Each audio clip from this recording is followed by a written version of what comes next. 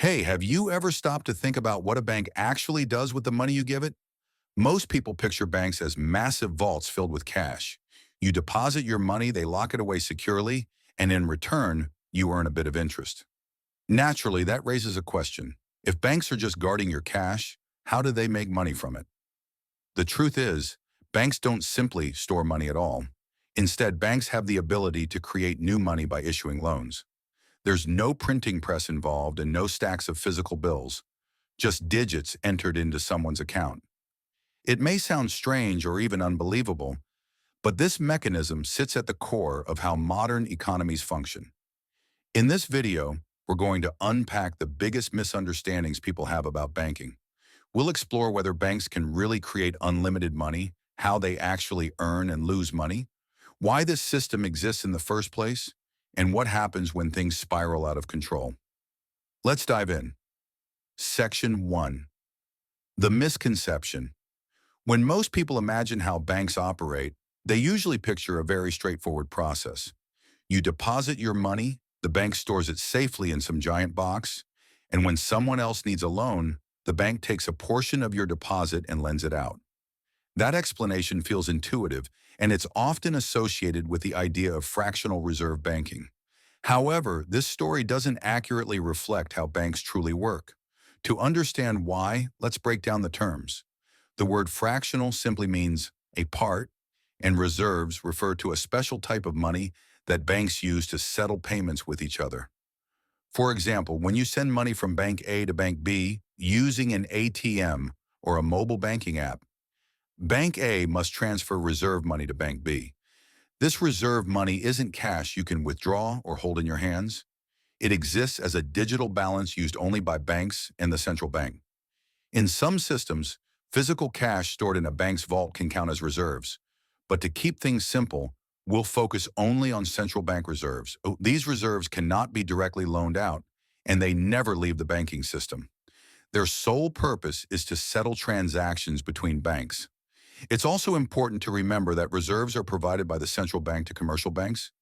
They do not come from your personal deposits.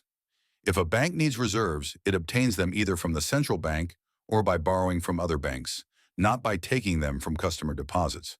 So when we talk about fractional reserve banking, we're describing a system where banks are not required to hold reserves equal to 100% of their total deposits. Wait, pause for a second. What does that actually mean?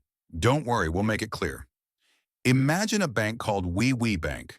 10 people each deposit $1,000 into Wee Bank.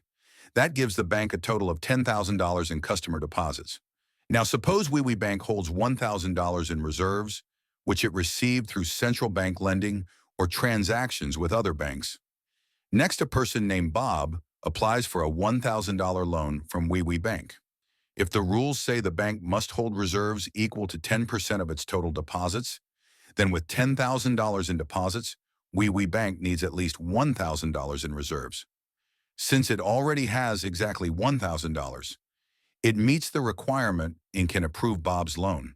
To do this, the bank doesn't hand Bob physical cash. It simply adds $1,000 to Bob's account with a few keystrokes. Bob now has a $1,000 loan, and Wee Bank's total deposits rise to $11,000. That's the original $10,000 plus Bob's $1,000 loan, which counts as a new deposit. At the same time, the bank's reserves remain unchanged at $1,000. Now imagine another customer, Lisa, wants to borrow money as well. At this point, the bank can't lend to her because $1,000 in reserves is no longer enough to meet the 10% requirement for $11,000 in deposits, which would be $1,100. In the past, banks were required to hold a fixed percentage of reserves, often around 10%. But today, modern banking systems no longer enforce this kind of strict reserve requirement. This is a crucial detail because many people still believe that such a rule is in place. In many countries, including the United States, the reserve requirement has been reduced to 0%. That's why you often hear claims that banks can create money out of thin air. But if banks can create loan money so easily, does that mean they can create unlimited amounts of it? Not quite. When someone receives a loan, they eventually spend that money. They might withdraw a part of it as cash, or they might transfer it to someone who uses a different bank. Let's return to our example. We Bank now has $11,000 in deposits and $1,000 in reserves, and Bob still holds his $1,000 loan. If Bob withdraws $300 in cash, We Bank must hand over $300 from its vault cash. If Bob then sends the remaining $700 to his landlord, who banks with Bank ABC, We Bank has to transfer $700 in reserves to Bank ABC. So while banks can create new deposits when they issue loans, they can't lend endlessly. They must always have enough cash and reserves to handle what customers do with that money. So how do banks actually make money? First and foremost, they earn it through interest. Continuing with our example, when Bob eventually repays his $1,000 loan, along with $200 in interest, the bank earns that $200 as profit. But wait, didn't the bank create the loan money out of nothing? Shouldn't it then keep the entire $1,200? Not exactly. Remember, Bob already withdrew $300 in cash, which reduced the bank's deposits in physical cash, and he also transferred $700 to another bank, which sent reserves out of We Bank earlier. In effect, the bank already lost that original $1,000 when Bob spent it. When Bob repays the loan, the bank simply gets that money back, plus the interest. That means the only true profit for the bank is the $200 in interest. Beyond earning interest on loans, banks also invest in relatively safe assets, such as government bonds, to generate additional income. So their money isn't just sitting idle, it's constantly being put to work. But what happens if Bob fails to repay his loan? In that case, the bank loses the money Bob already spent, and that loss must be covered using the bank's own capital, cash, or reserves. This is why, even though the system can look like unlimited money creation, banks still depend on real cash, reserves, and capital to survive and function. Section 4. Why the system exists.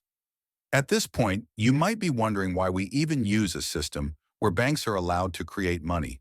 It can feel strange or even risky, but there's a very practical reason behind it.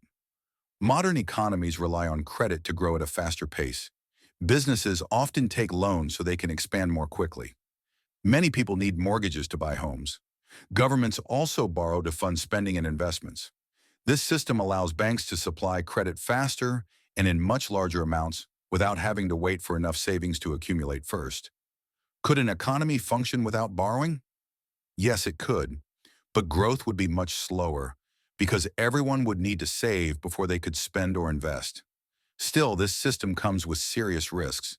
If banks lend too aggressively, too much money can flood into the economy, pushing prices higher, especially in areas like housing and financial markets. This is how economic bubbles form. And when lending becomes excessive, a bank can actually grow weaker, even as its deposits increase.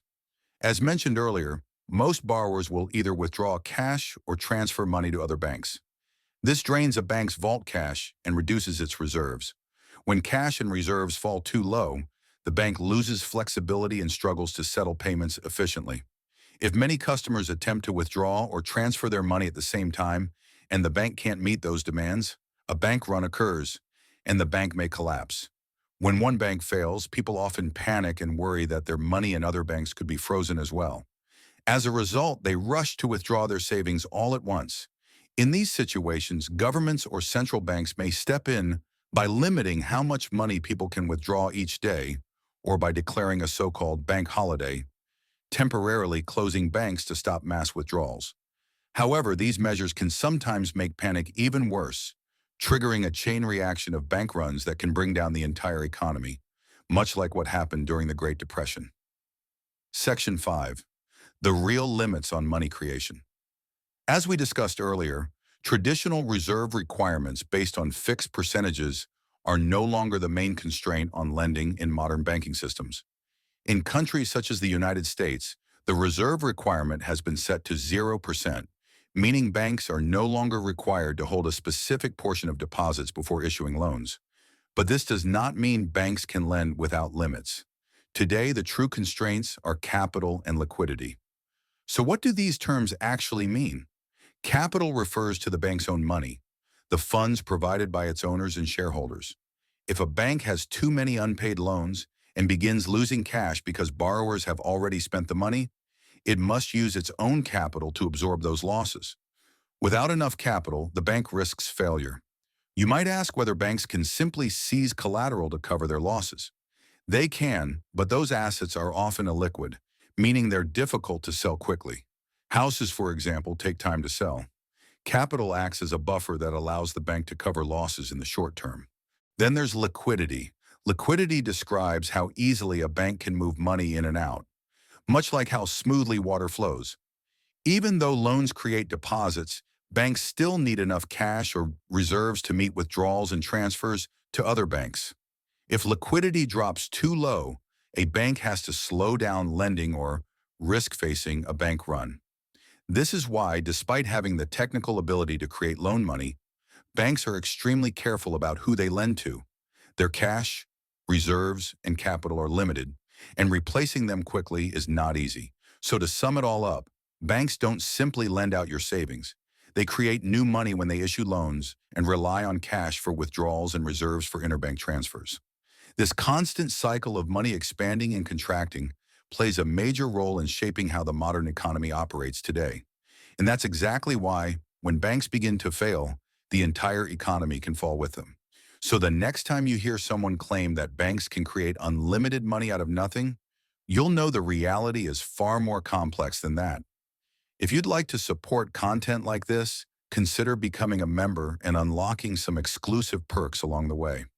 And if you want to see more videos where I break down topics like this in a clear and simple way, don't forget to like the video and subscribe to the channel. Thanks so much for watching.